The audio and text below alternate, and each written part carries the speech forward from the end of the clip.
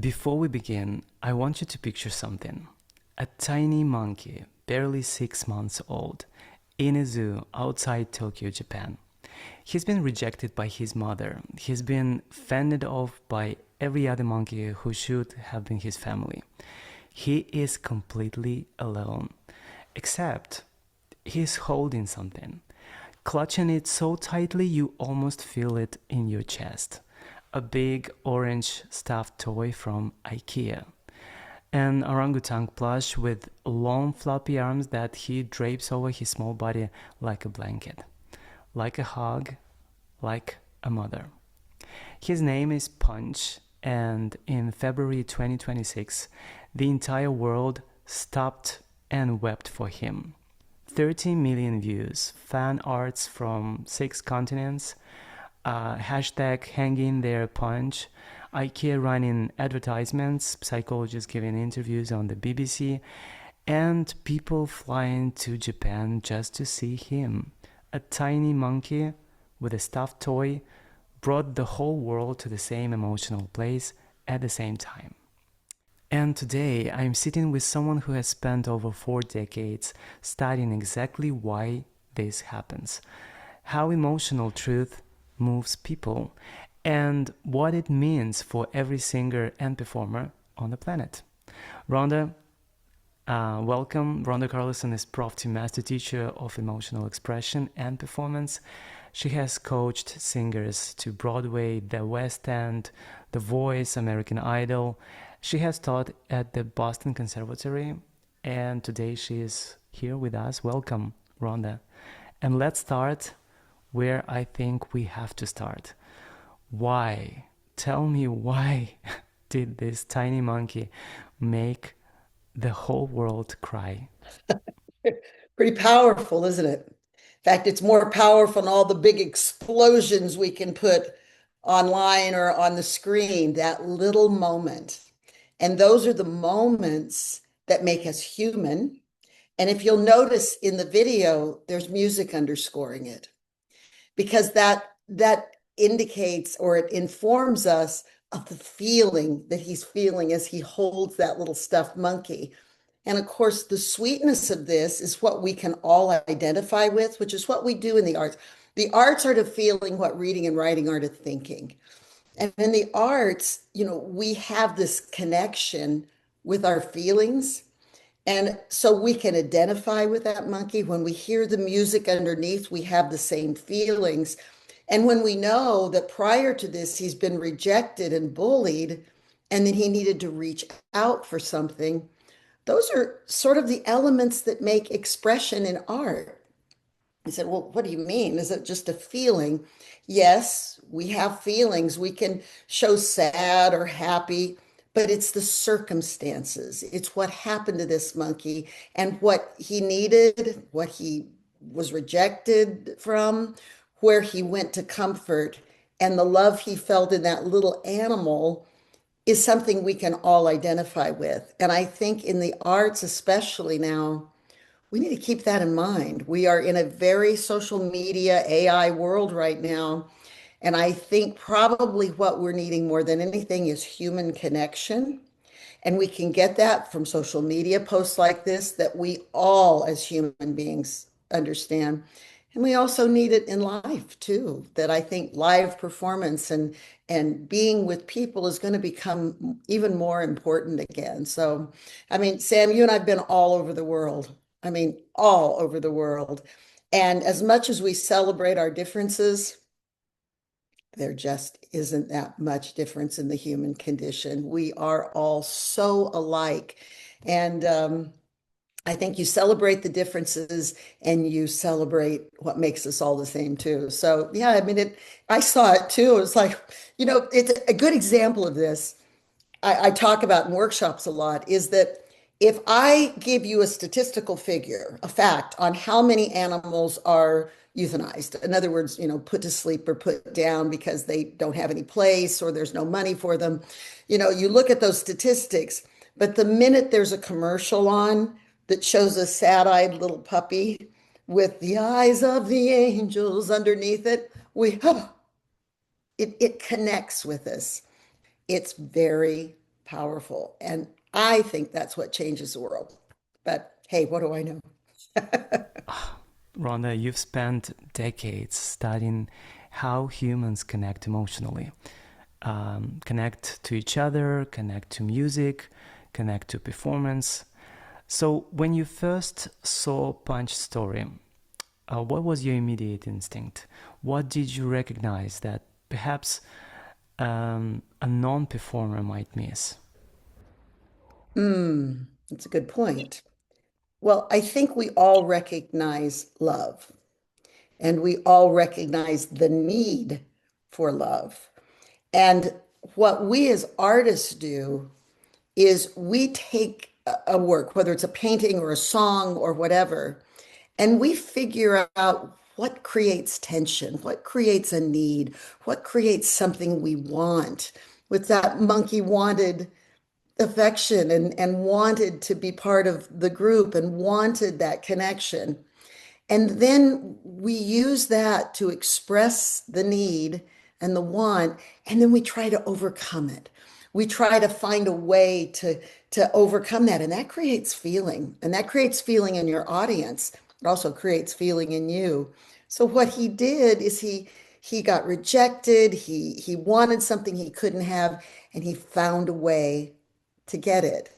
And it wasn't maybe the ideal way, but we identified with that struggle and that need for love and that need for feeling. And I think we all have to be conscious of that in this day and age of, I mean, I work with various producers, et cetera, and or through my years, and it's always about how many hits can we get, or how much can we sell this, or will this be good on the charts, or if I use the same track 35 times, will people buy it? And that's okay. And there's some good stuff sometimes that comes out of that. But I think as artists, we have to keep looking at, is this something that's going to connect with somebody? Connect with them for other reasons than just, ooh, doesn't that look cool? And that's a lot of fun. And I like that artist, but connects with who they are as people. And that's sort of our job in the arts. And we think of feeling just being, well, this is a sad song or a happy song, but feelings move through time.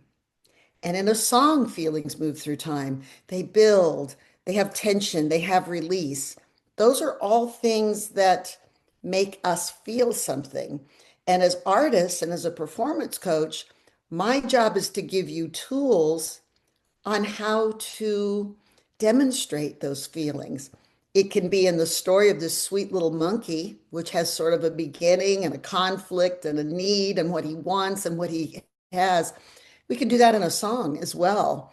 And there's definitely a technique to that in the arts. It's not just feeling something, it's why do we feel something, which goes back to your question, Sam. We feel something because we saw his little journey and we identified with it. We had the same needs that he had. And you can call it empathy or sympathy or just a human connection, but moved a lot of people as evidence. And it's one good thing about social media. We get to share all those things, which I love. I mean, that's here we are on Zoom. Sam, I'm in Vegas, you're in Spain, and here we are still making connections. It's still fascinating. And as you said, decades, you were right. I got a birthday next week, and there's a lot of decades there.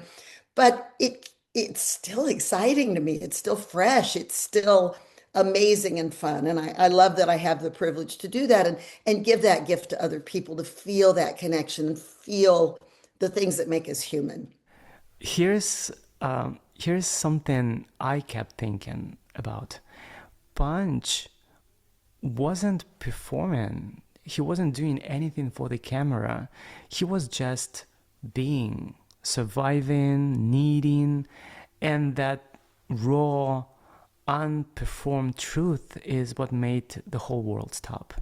So I have to ask you, as someone who teaches singers to perform, is there a tension there between the craft of performance and that kind of raw, unguarded truth? Very good question, Sam. Meisner, who's a very famous acting teacher, said that acting is acting truthfully under imaginary circumstances. There's great truth to what he experienced, and we recognize that it's authentic, it's true. Now, when we're singing a song, we may sing it 50 times in a month or do various performances, but how do we create that honesty and that truth? I just watched an American Idol clip of a young man who was singing with a track. Just really wonderful little performer. But somebody had given him the moves to do, and you could tell he mechanically had given each move, like almost like charades, or it was an indicator of what he was feeling. And Simon, who I don't always agree with, but in this case it was really good, he said, cut the track, just sing the song. And what happened was this kid started listening to the lyrics. He stopped doing the little indications that made him look like every other singer. And he really told the audience what he was trying to say. The words meant something. He was able to connect with the lyrics in a way when he got rid of the track and he got rid of the gestures that probably his mother had given him, maybe, I don't know. I see a lot of those.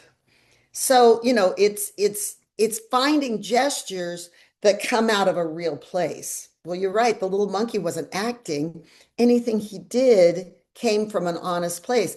Well, we sort of have to do that as performers.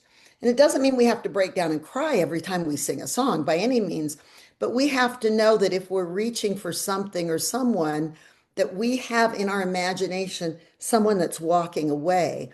And that will create a real gesture, an honest gesture. And honesty is not the same as being natural. I'll have singers like, well, I'm just trying to be natural. You have to be honest. You have to find something in your life you can relate to. We can all we listen, we can all relate to rejection.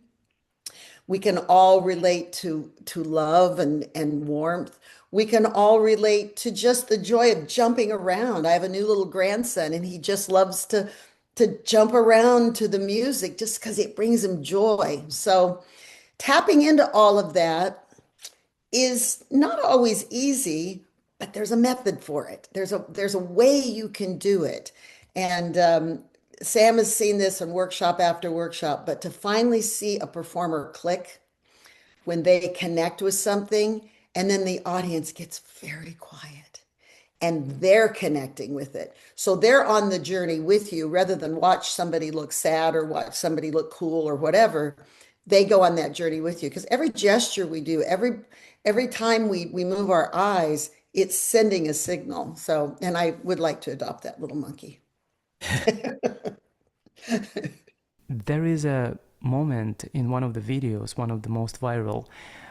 Punch has just been fended off by another monkey another time, and he literally runs back to his stuffed orangutan, drapes himself over it, hold on, and then minutes later he gets up and he tries again. And I watched that loop about 15 times, and I thought, this is every artist who has ever walked off a brutal audition. And that reminded me about them. Rhonda, what do you tell singers about that moment? That moment after rejection.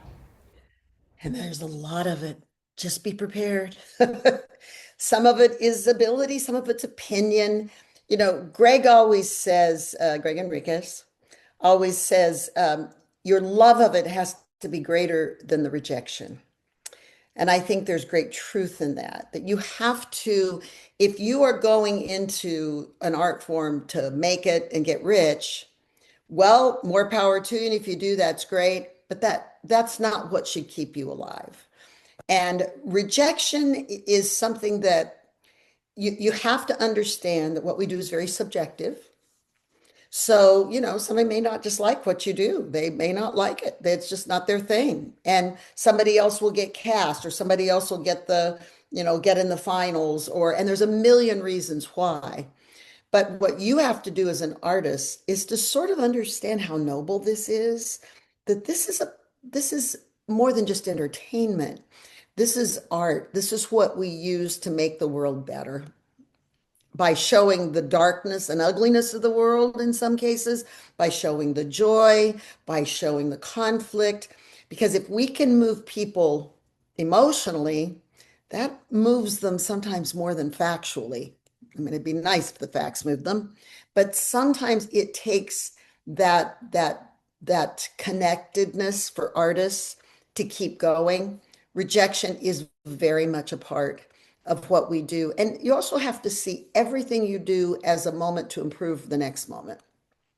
Sometimes the rejection moments, and if you read about people that are very famous or have made it, they will go back and tell you about all the rejection. My husband had the privilege of working with Hal Prince, a very nice man and one of the greatest directors in the world. He's since passed. But he said, probably more success on Broadway than any director that ever lived. But he said sometimes something was an artistic success, commercial flop. Sometimes it was a commercial success, and he was like, okay, it's artistically okay. And so what he would do is, and some things weren't recognized till much later. He'd get rejected, and 10, 20 years later, they go, that was good. What were we thinking? So you live in this world. It's not points like in the Olympics. It's not like, oh, you got a 7.8, you get the part, right? We don't do that. Even though skating is artistic and they have artistic scores, we're in this business that's not really just check the box. So you keep improving when you have rejection. And Hal Prince said what he had decided to do is that there'd be an opening night. And he said, maybe good reviews, maybe bad reviews. But he always started his next project the next day. And he said that's what kept him moving forward as an artist.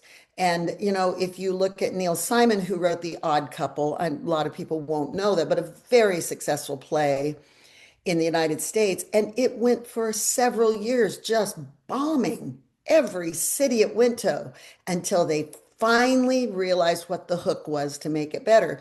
Well, if they'd given up in the beginning, now sometimes if something isn't working and you're not getting high notes, you don't just keep screaming till you get them. That's when you go to Greg, right? When you go to Greg and you learn how to make the technique work for you. The technique isn't an end in itself, but the technique gives you more colors and more things to paint with and more to do. So that technique becomes a means for even greater expression. That's why at Profty, we like to work together. We have, the vocal technique, the performance technique, the style, and it all comes together to make sort of a complete meal. The zoo put out a statement that stopped me cold. They said essentially, don't pity him, support him. Recognize the difference between what looks hard and what is actually growth. And I thought, as a teacher, you must be walking that line consistently between a student needing to be comforted and needing to be challenged, between what looks like cruelty and what is actually initiation into belonging. How do you deal with this? How do you navigate that? That's a wonderful teacher question. And in all my years, I know that the best motivator is when they can do it, not just when I say, good job. Now, I do that with my little grandson now when he's trying to crawl. You're like, yay, right? A little different. So if I can navigate somebody, Greg, I'm going to go back to Greg. Greg and I cross over so many times, but it's you take what they can do and you move into what they can't do. And you give them encouragement for those moments of success. You don't just go, "Yay, you're a star." You say, "Now look, see that worked. Now here's the next step. That works." So you still give encouragement because you need to tell a student when they're doing something right as well as they're doing something wrong, but then you give them a tool. And our job is as a teacher is to give a student a tool, something they can use. It's sort of like, the car engine's failing and you're like, but get out there and fix it, right?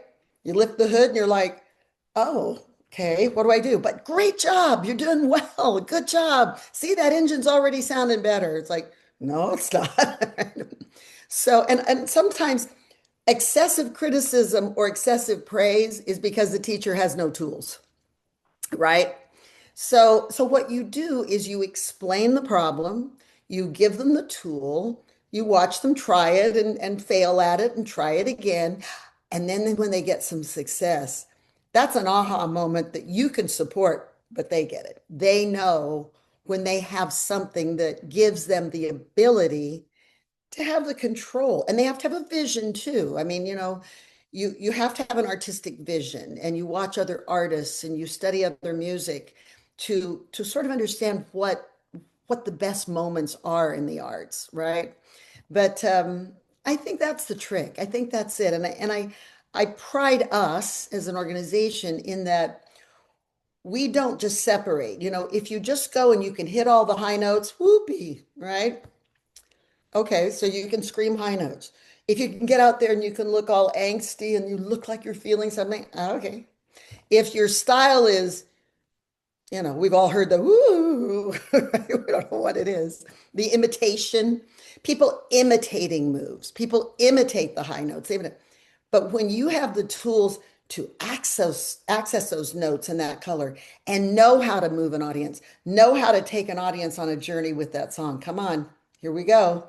All right, we're gonna go. Whoa, here's the peak of the song, here's the tension. All of that is what makes art. And in an odd little way, that's what happened with the monkey, right? He went back and he figured this isn't working. So now what can I go back to? He'll go back to what is comfortable and what feels good. But, as silly as it sounds, he may end up being the strongest monkey in the bunch, right? Because people that do go through, if they can survive challenges and conflict and heartache and all of those things, if you can find a way to get through them, you are richer for it. And our job in the arts is to take and encapsulate a song or a painting or an acting piece and represent life. We don't do it by trying to fake it. We try to make it honest as possible, but that's when we change the world. And that's when we connect as human beings. And Sam, I know we talk about this a lot. All of those things that were represented by Punch, and we need that. That's why that thing has gone viral is we need that so much. I mean, I find myself scrolling through politics and news and everything. And then there's something about a lost little puppy that somebody rescued and then they fed him and then he got home. And I think we stop at those things because, it's something special in us. And so, that's where the arts come in. And you can't lose your philosophy when you study the arts. If it's all technical, all, hits on the screen, all, how much can you move around and look like you're a pop singer or an actor, whatever. We know when it's real. And that's why that thing went so viral. I mean, it was a great starting point for the conversation, Sam, because we all identify with it. In fact, what happened to him? Is he okay? We want to Yeah. know what happened in that slice of time. Yeah, he's okay, and he's been accepted by other monkeys. Here's what fascinates me most about Punch. As someone who works with singers a lot, he has no words. He can't sing about his story or about his pain, and all he has is his body, his movement, his grip on that stuffed toy. And somehow he communicated more clearly than most of us do with all the languages we have in the world. I I want to ask you, Rhonda, you teach performance and you work with body a lot when you teach performance. What does Punch reveal about what singers do when they're not making sound? Everything is he's doing something that has meaning in the moment.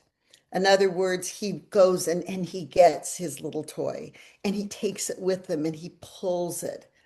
And we tend to neglect our bodies as singers. We are so concentrated on this, right? So what happens, and it's a technique I use a lot, is that I will have a singer simply play the track and let the words just be internalized. And what I find is when they stop thinking they have to create a sound and they think about what the words are saying. Now, Punch didn't have words, but he had motives. He had a need. He knew he had to reach for something.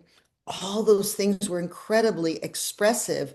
We knew, we could see his rejection, but we could see his need and his love and his, when he'd pull the tail and take him along with him, there was sort of a, all right, you're coming with me sort of thing. Those things, if we can internalize them, and find a way to physically express them, that's when we connect with an audience. If, and I see this all the time, people that are trying to show, love or hate or whatever, that if you understand either through the words or what you need and want, an image I use a lot of time is somebody is leaving and they're packing their suitcase and then they're going out the door and you can't find a way to get them back, and then they go out to their car and they get in the car. It's all actions. It's responding to a physical presence. And if you put that with lyrics, it's very powerful. You just can't let the lyrics get in the way of it, right? To give a gesture for a song. Now there's choreography. So, we forget how to use our bodies sometimes, right? We sit in classrooms and desks. We we stand in choirs. We are at a microphone. And or if you're dancing, and this is something I work with dancers a lot on, you're given steps and you execute them the best way you can, but they're not coming from you. They're coming from someone else to do perfectly. So the trick is finding the connection that Punch had and the need he had, the actions he took when he had that need and when he had that satisfaction. What did he do? And that's what we relate to. And it's a powerful example of words are not always necessary. In fact, sometimes poetic words are sort of vague and there's something more specific in the need. So The last thing I want to sit with you on, because I think it's the most beautiful part of this story. IKEA, Ron, and Ed. And the line they used was, sometimes family is who we find along the way. And I thought, that is the relationship a singer must have with their music, with their voice, with their art. And, it's not something you were born with fully formed, it's something you found on the way, something you held on to when everything else is rejected. Rhonda, how do you help a singer find that relationship with their craft, with their art? How do you know when they really have it? wow. I think one of the first things I do is start with a conversation because ultimately it's the connections that are so powerful and connections to the music, the lyrics, to our bodies, to each other. Forming a community of artists is always a wonderful thing. And that I think we have to have community to maintain what we're doing. So I start with a conversation, and I can't tell you how often I'll say, what do you want? What do you want to do with your music? I want to be a star. Well, okay, let's talk about this, right? There's a lot of ways to be a star, some of them not good, right? But what do you want from your art? And I always try to find something first that they relate to. It may be a nursery rhyme. It may be a song their father sang to them. It may be just a song they like or a song that they enjoy. And try to find them first because, we are our instrument. That's tricky, right? Our body, our mind, our history, the things we want and need, these are all the tools. This is the paint set we paint with. So I think it's important to get to know a student, to understand what their wants and needs are, and then try to guide them through this connective process. And there again, find something they do connect to, and then expand it a little bit. It's like learning to appreciate certain foods, right? If I find that my little grandson will eat avocado, we'll start there, right? Doesn't like scrambled eggs much, but we'll move into that and we'll expand his diet a little bit. And I always think about singing in relationship to food. We have a menu or we have a meal in front of us, but wow, how much fun if we can expand that and make it bigger. And we all still have our preferences and the things we're better at. Some people sing country better than they sing classical, and that's okay. So, we are individuals. It's also what makes our job harder at Profty. It would be a lot easier and financially more lucrative to sell 600 tapes on, 5 quick ways, but that's not how you study the art. So, trying to connect with the student, and you also find things you have in common with the student. I've always found I will relate my struggles I had. Yeah, that happened to me too. And it took me a long time to get, oh, and then I had a teacher that led me down the wrong. And so then I went over here. If you can give them a journey, good word for what we do in the arts, that they can embark on, then I think they start feeling more connected to you, to each other. And then I also think an artistic community is very helpful. I mean, that's where social media can be good. And that sense of community is really important now, whether it's online or it's in life, that we stay connected to other people that are artists, not just the flashy stuff. That is a road to ruin because you're trying to imitate somebody to be a star, to get famous. If you're starting to get famous, more power to you. That's great. But the real need has got to be in that human connection and what you want to make a difference in the world. And I guess I'm old now and I can philosophize, right? But it's what keeps me going. It's what kept my dad going till he was 89 years old. He was still painting and drawing and sharing. And it's good life. Not always lucrative, but it's good life. Rhonda, thank you. And I think that's the final note for every singer and teacher listening today. You have to be brave, not perfectly controlled, not technically flawless, just brave enough to carry your truth into the room and share it with people watching. And this tiny monkey, Punch, taught that to 30 million people with no words at all. Thanks, Sam. It's so funny. I always think, what am I going to say? And I'm like, you bring up a question. I'm like, oh, shut me up.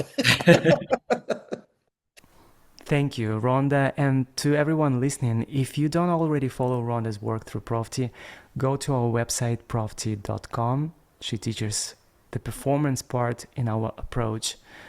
And until next time, keep singing, keep trying.